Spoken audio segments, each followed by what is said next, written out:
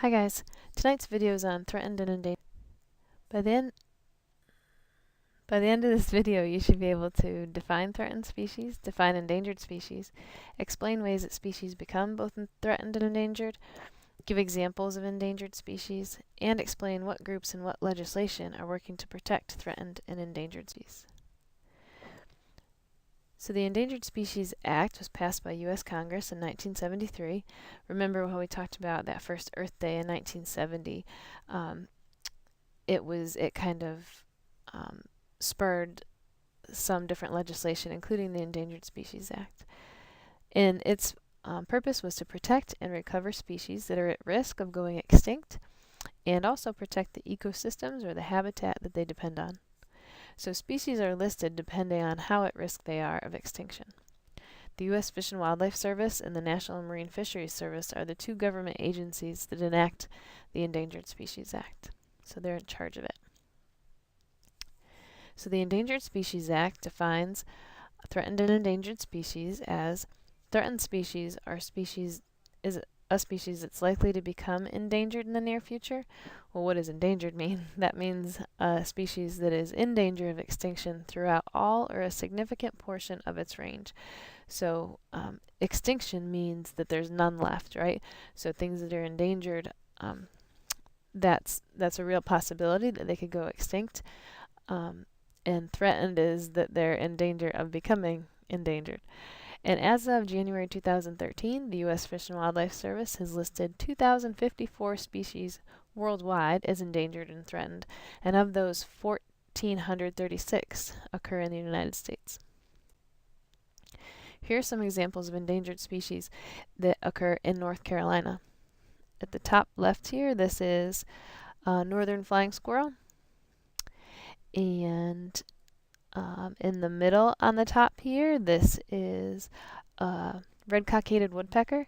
They live in longleaf pine forests, and there's not many of those left. So one of the things that leads to species being endangered, really the biggest thing that leads to species being endangered, is habitat loss.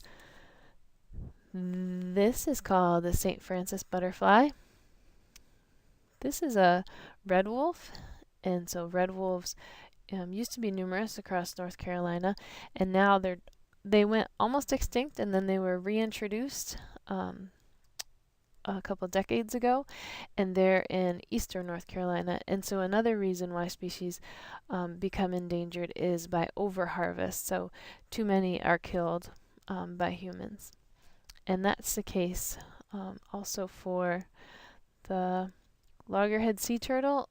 Well, the big problem here is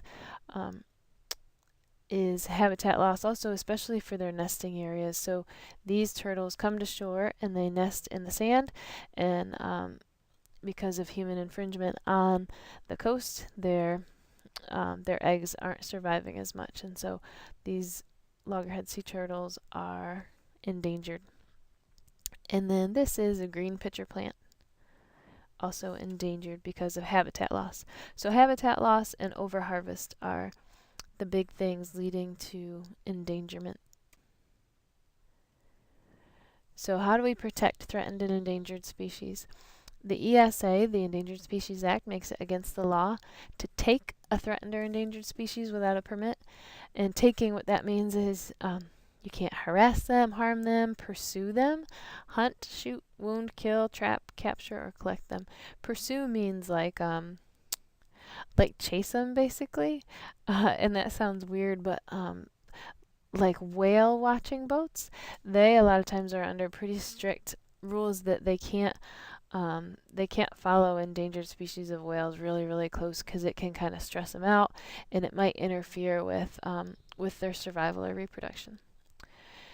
There's also recovery plans that describe steps that are needed to restore the species, and habitat conservation plans that assess the impacts on the species due to changes in habitat and outline steps to mitigate the impacts. And by mitigate, that means like lessen the harm of different changes to the environment. So if you're going to develop an area with like buildings, thinking about how that's going to affect the endangered species around there, and what you can do to make those changes not really hurt the species as much.